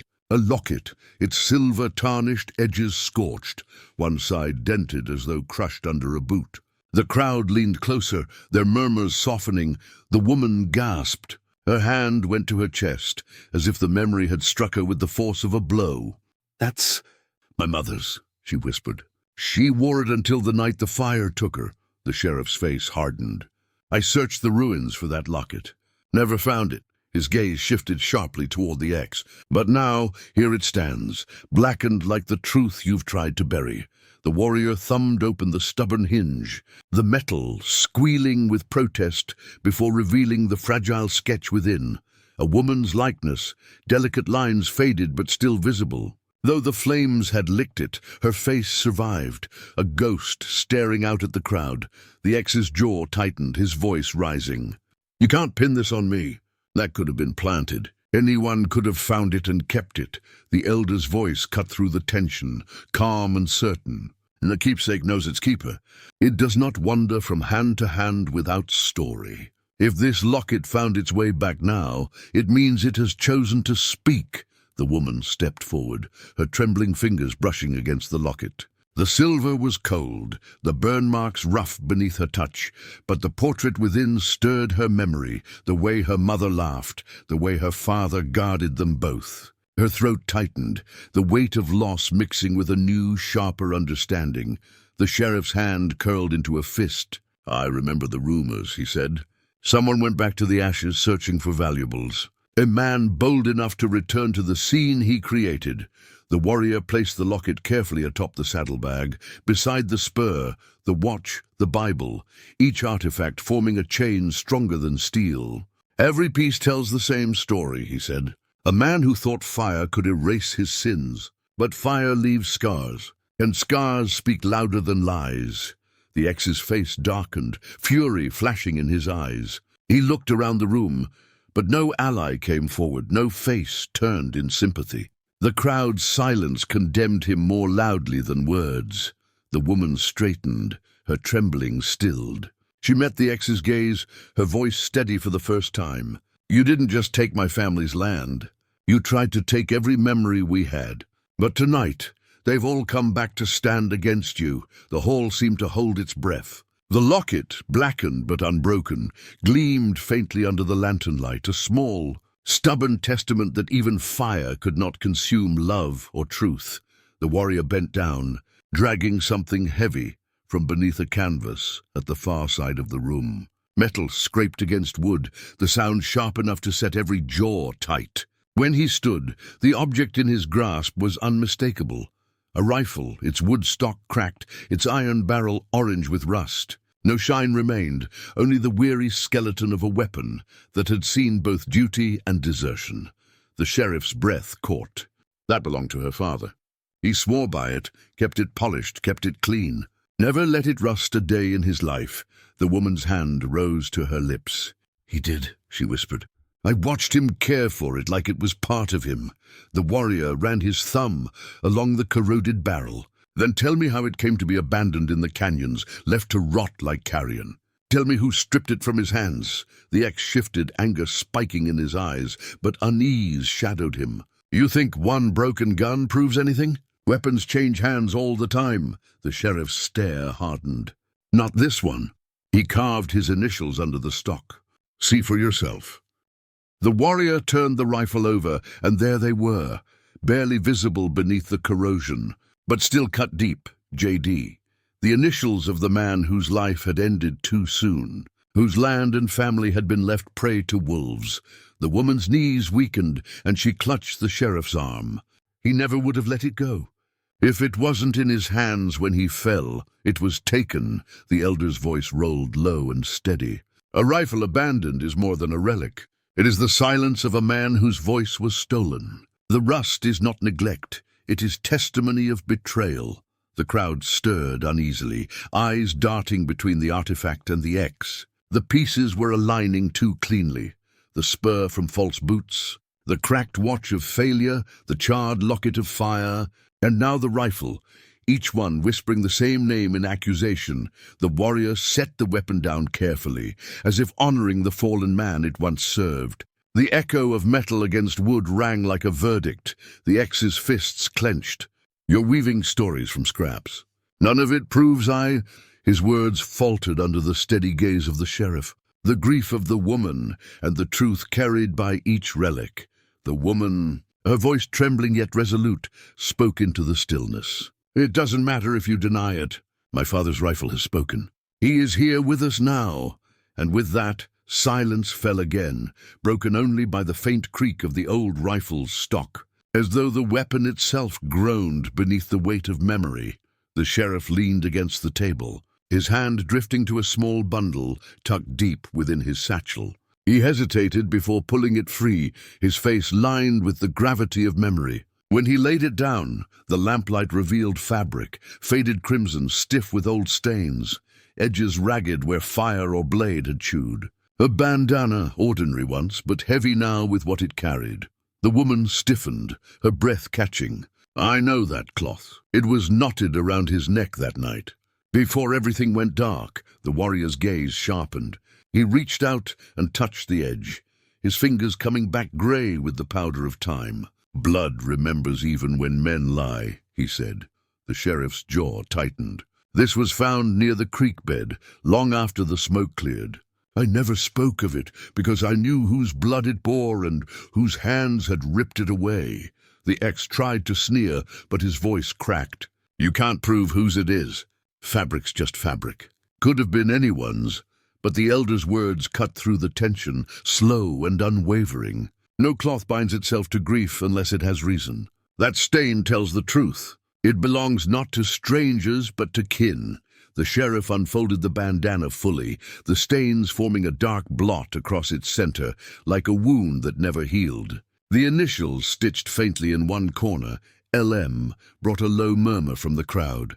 The woman pressed a trembling hand to her mouth. My father stitched those letters himself when he was young. I saw him wear it on rides, proud as any badge. And now, her voice broke. Now it tells me he fell fighting, not fleeing. The warrior lifted the bandana gently, holding it high. The land remembers the cries of the fallen. And tonight their voices join us. Each relic, each scar, each trace leads to one truth. His eyes bore into the X, steady as stone. You cannot wash this away. Not with lies, not with years. The X's shoulders tensed, his bravado slipping. He scanned the faces around him, seeking even one ally, but found only suspicion and pity. His lips twisted into a snarl. All of you think these scraps condemn me? You're fools. Memories lie. Artifacts can be twisted, yet the silence of the crowd told him otherwise. The sheriff's hand remained firm on the table. The woman's tears glistened with resolve, and the elder's calm voice settled over them all. Blood may fade, but it never forgets. And neither shall we. The bandana lay there, mute but powerful, binding the story tighter, weaving betrayal into flesh and thread. The elder, quiet until now, reached beneath his cloak and drew out a book. Not holy, not poetic, but cold in its purpose. The leather binding was scarred with years of use, its corners gnawed by damp, its clasp broken. When he set it down on the table, the sound of brittle paper shifting seemed louder than the hush in the hall. The sheriff's brow furrowed. That's a ledger. From the land office, the elder nodded slowly. Found where no ledger ought to be. In a barn loft, hidden under rotten boards. Someone feared its testimony. He slid it open, and the pages whispered like dry leaves. Rows of ink, neat at first, then crooked, blotted with haste. Names, parcels, transfers. The woman leaned in, her eyes scanning the faded scrawl. When she reached a certain page, her lips parted in shock. That's my father's name. Struck out. Signed over. Her hand trembled as she traced the second name beside it. The X's, a murmur rippled through the crowd. Men shifted, women stiffened, a child whimpered at his mother's skirt. The sheriff's jaw set hard. Forgery. The office seal looks wrong, blurred, not stamped proper. The warrior rested his hand on the page. Ink fades, but intent lingers. Every mark here bleeds greed, the X bristled, his voice rising sharp. Business. That's all it was. Your father agreed, and you know it. He was weak, old. He couldn't hold the land. I gave him a way out, but the sheriff slammed his palm flat against the ledger, rattling the lamp. Enough. I've seen that man's hand. He wrote steady, even when tired.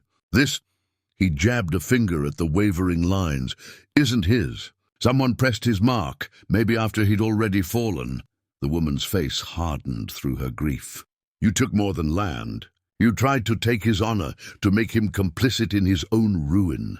The elder closed the book softly, but his words cut deeper than a shout. The earth does not forget who walks it, nor does ink lie when pressed by trembling greed. This ledger binds you tighter than chains. The X staggered back a step, sweat beading on his brow. His mask of defiance faltered, the crowd's eyes weighing heavy. The warrior gathered the ledger, placing it beside the rifle, the locket, the spur, the bandana, and the rest. Each artifact a stone, building a wall of truth too high to scale. The sheriff spoke low, his voice meant for all. These pages don't just show theft. They show murder, dressed in ink. And no man walks free from that. The ledger remained on the table, silent yet damning. Its brittle pages, carrying more weight than a gun or blade ever could. The woman, her strength steadier now, reached into the small pouch she had carried close to her heart for years. Her fingers hesitated, then drew out a simple ring. Its band, once smooth, was bent and warped as though crushed under force. The gold had lost its shine, its edges dulled by fire and time. She held it up, and the lamplight glimmered faintly across the scarred metal. "This," she said, her voice trembling yet resolute, "was my mother's ring. I found it in the ashes the morning after. After everything, the house still smouldered. My father's chair broken, the cradle charred, but this I dug out with my own hands." The sheriff leaned closer, his gaze narrowing at the faint inscription inside. Half the words were lost to the blackened scar, but enough remained. Till the last breath, the elder lowered his head. A vow spoken in love, twisted in fire. The warrior reached for the ring, weighing it carefully in his palm. "Gold bends," he said softly, "but it does not vanish. Even when broken, it carries its truth." The ex shifted uncomfortably, his tone sharp. "Rings break. Fire does that. Doesn't mean I—" The woman cut him off, her voice rising for the first time. "Don't you dare. You stood there that night, your boots in the embers, your eyes cold as the smoke. I was a child, but I remember. And now this ring tells the world what I could not." A hush swept the room. The sheriff's jaw tightened, his hand hovering near his belt, not for his gun, but for the strength to remain steady. "You mocked their union," he said, eyes fixed on the ex. "You thought breaking their bond would make their land yours. But this ring survived your cruelty. Burned, bent, but unbroken in meaning." The elder's voice joined, calm yet final. "A broken circle is still a circle. And it closes now, around you." The ex's face twisted, torn between rage and fear. "You're weaving tales from ashen scraps. None of this proves, but the warrior laid the ring gently atop the ledger, the bandana, the rifle, the locket, the spur. Each artifact formed a chain, and now the ring bound it with the weight of vow and witness." The woman stepped forward, her eyes steady though wet with tears. "This ring was forged for love. You tried to twist it into power. But tonight, it returns to its true purpose. Justice." The gold caught the lantern light one last time, glimmering defiantly, as though love itself refused to be extinguished. The sheriff bent to the saddlebag once more, his hand emerging with something small, almost fragile. When he set it on the table, a murmur rose. It was not steel or gold, not fire-scorched scripture, but a toy. A child's pull-horse carved from pine, its once bright paint dulled to pale. Streaks, its string frayed and one wheel splintered. Yet even broken, it bore the shape of a father's careful craft and a child's joy. The woman gasped softly, her hand flying to her mouth. "That was mine," she whispered. "Papa carved it when I was 4. I dragged it across every floorboard of our home. The night of the fire, I thought it was gone forever." The warrior picked it up gently, thumb brushing over the smooth, worn grooves. "Children's laughter leaves marks," he said quietly. "Marks even flames cannot erase." The sheriff's eyes darkened, his voice heavy with memory. "When I searched the ruins, I never found it. Someone must have taken it, kept it hidden as though even joy could be stolen." The elder leaned forward, his gaze steady on the ex. "A toy should rest where a child may smile. When it is kept in darkness, it becomes evidence, not play." The ex sneered, though his voice lacked strength. "You're making much of nothing. Just a scrap of wood. Any man could have carved it," but the woman's resolve hardened. She reached for the underside of the toy and pointed. There, though faint, a carving remained, her initials, clumsy letters scratched in a child's eager hand. "These are mine. He taught me how to hold the knife that day. I remember his laugh when I made the E backward." Tears welled in her eyes, but her voice did not waver. "This is proof I carried love in my hands, even when you tried to burn it away." The sheriff nodded grimly. "You thought to claim everything, land, honor, even memory. But you couldn't erase what a child and her father built together." The warrior placed the toy horse among the other artifacts: spur, locket, rifle, bandana, ledger, ring. Each relic had carried grief, but this one carried innocence. Together, they painted the truth more vividly than any accusation. The elder's voice settled over them, soft yet unyielding. "When even toys return to testify, no man can hide from judgment. A child's laughter condemns the hand that tried to silence it." The ex's mouth opened, but no words came. The toy horse sat between them all, small yet unbreakable. and in its presence the room felt heavier with truth than any weapon could make it. From the depths of the saddlebag, the sheriff withdrew something fragile, wrapped in cloth as if it might crumble at the slightest touch. He laid it upon the table and unwrapped it slowly. The sight drew a hush over the room. A small book, leather cover scorched and cracked, its corners curled, the spine broken. A diary, the woman's breath caught. That was mine. Mama gave it to me when I learned to write. Said I should keep my thoughts safe on paper so they'd never be stolen by silence.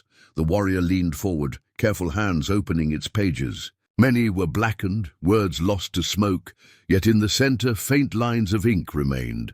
The elder squinted, reading aloud, his voice trembling with reverence. Papa fixed the fence today. Mama baked bread. I ran through the creek until my dress was soaked. Tonight we prayed for rain. The sheriff's jaw tightened.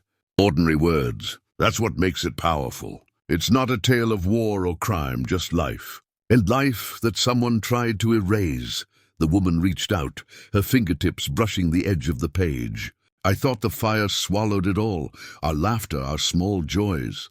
But here they are. My own words, saved in spite of the flames. The ex shifted uneasily, his voice low and bitter. So a child wrote about bread and fences. What of it? It proves nothing, but the elder's eyes sharpened. It proves everything. A ledger can be forged, a ring stolen, a bandana stained with false blood.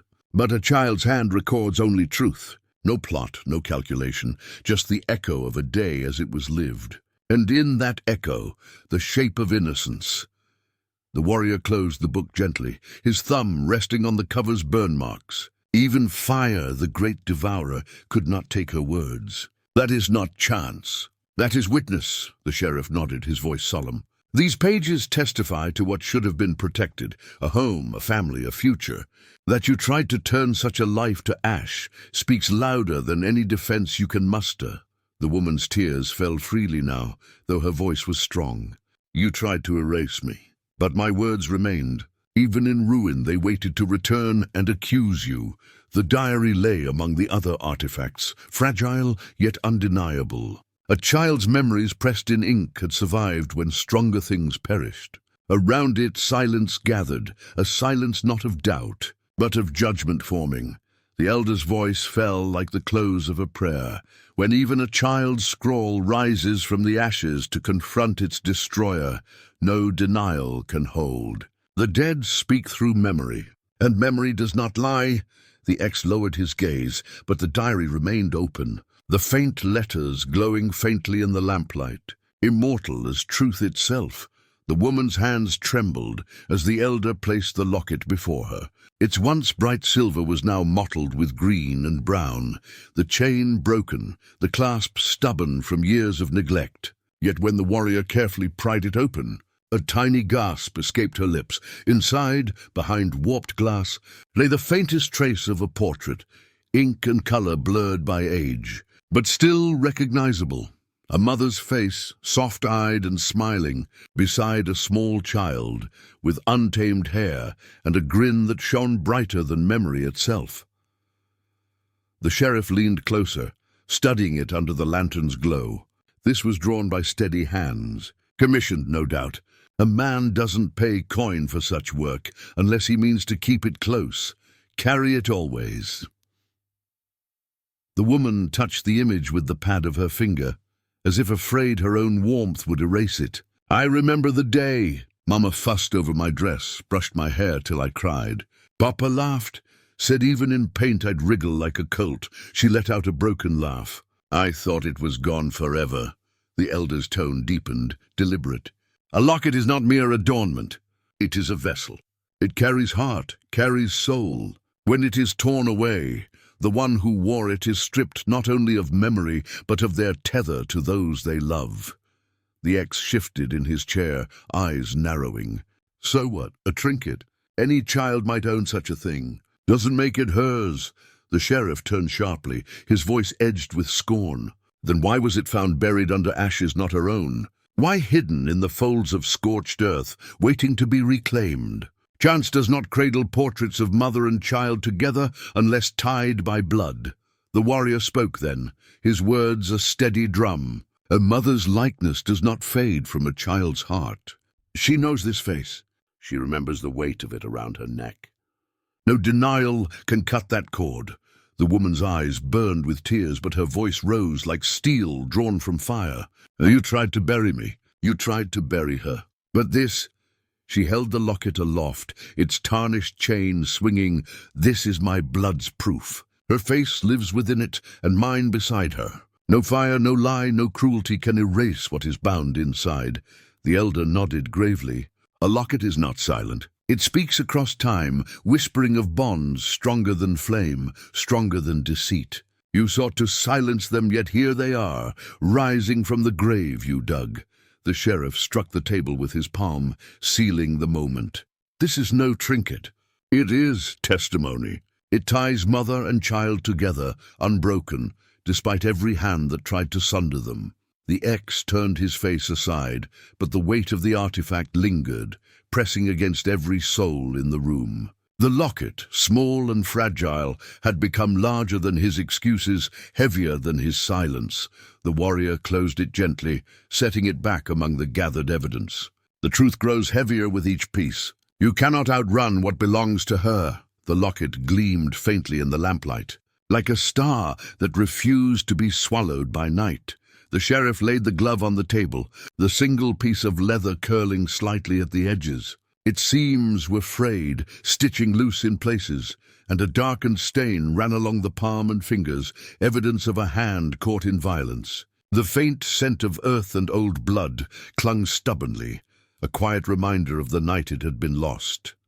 The woman's hand hovered over it. Papa always wore his gloves when riding the range. He said it protected his hands from rope burns and thorn scratches, but also from the weight of hard work. This is his. Her voice trembled, then steadied. I can feel him in it. The elder studied the glove. A glove is intimate. It fits the contours of a hand, shaping itself to its owner. When it is lost, it is not merely fabric abandoned. It is an echo of action, of touch, of the life that moved through it. The warrior turned it slowly. See the stains along the palm?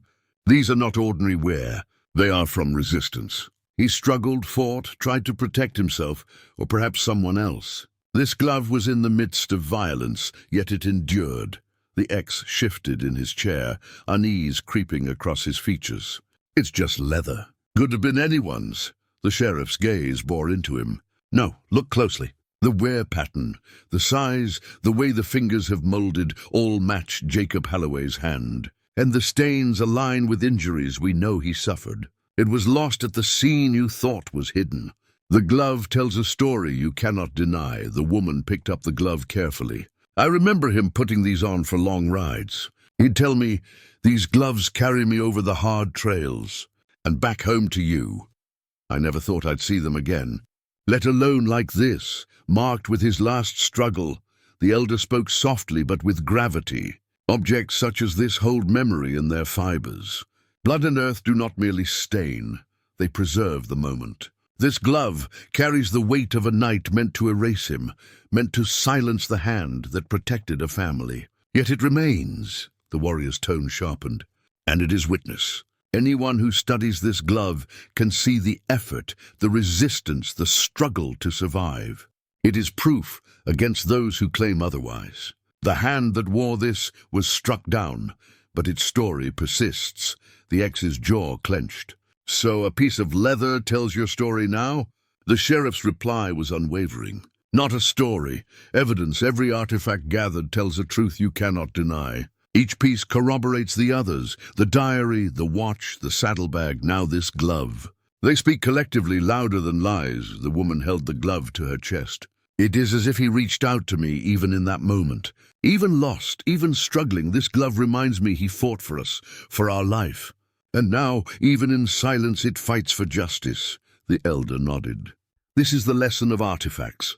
They cannot speak, yet they testify. They are enduring. They are undeniable. And when gathered together, they become a chorus no liar can silence.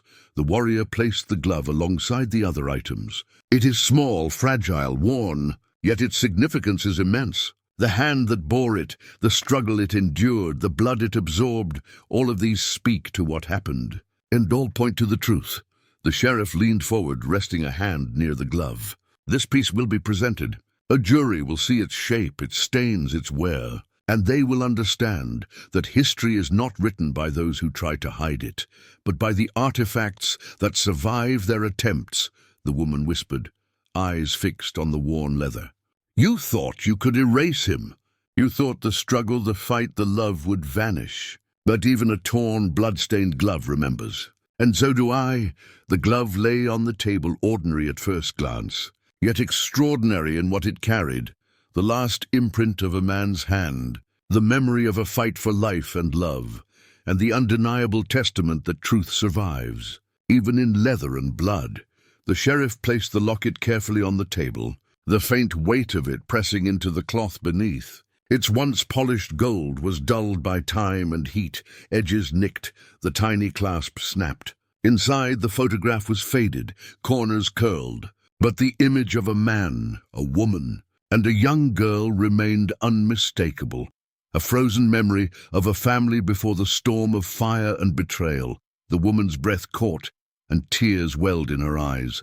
"That's Papa, Mama, and me," she whispered. "I remember when he gave this to Mama. He said, no matter where we go, let this hold us together. I wore it under my dress when he went away." The elder leaned in, voice gentle yet heavy. "A locket is the heart made tangible, even fractured. It keeps the soul of its purpose intact. It holds memory in both image and intention. Though its clasp is broken, the promise it carries endures." The warrior studied the tiny photograph. Every mark tells a story. The scratches, the burn along the edge, they speak of chaos, of fire meant to erase it. Yet it survives, a testament to love and endurance. This locket is proof that what is cherished cannot be destroyed, no matter how violently the world seeks to intervene. The X shifted, unease clear. "It's just a trinket. You see meaning where none exists." The sheriff's gaze was steady. "No. It is evidence of what was cherished, what was attacked, and what survived. Its survival contradicts every lie you told. Every artifact has led to this, threads of truth woven into a narrative you cannot undo." The woman gently lifted the locket, holding it as if to press the faces inside against her chest. "I used to feel him here through this locket. Every heartbeat of this gold was a heartbeat of my family. And now it reminds me of what was lost, but also of what cannot be taken, memory, love, and justice."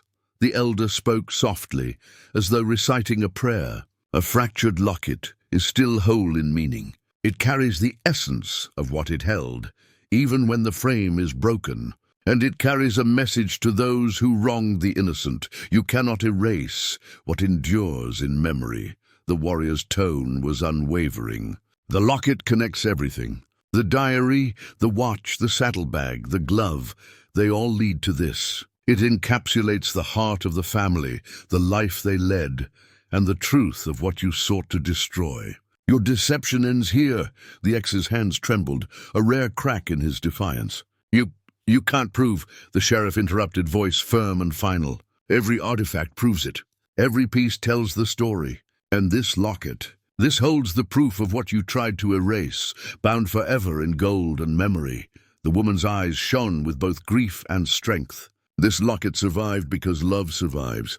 It survived because truth survives. And it reminds me, and everyone who sees it, that we endure no matter what was taken from us." The elder placed a hand lightly on her shoulder. "And now, with this final artifact, the story is complete. Each piece has spoken, and now the last word rests in memory, preserved by a fractured locket. Let it be the emblem of justice, remembrance, and enduring love." The warrior nodded. "The evidence is whole, the story undeniable. Through fire, through struggle, through attempts to erase it all, the truth remains crystallized in each artifact, but none more telling than this. The locket holds the family, the past, and the promise that justice will prevail." The sheriff carefully arranged it among the other artifacts, the final piece in a sequence that could not be ignored. Its fractured glass and bent clasp were no hindrance to its testimony. Inside, the faces remained, frozen in time, but alive in memory, love, and truth.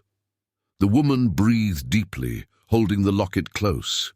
They tried to destroy us, but here we are. And through this he speaks to us still, the elder whispered.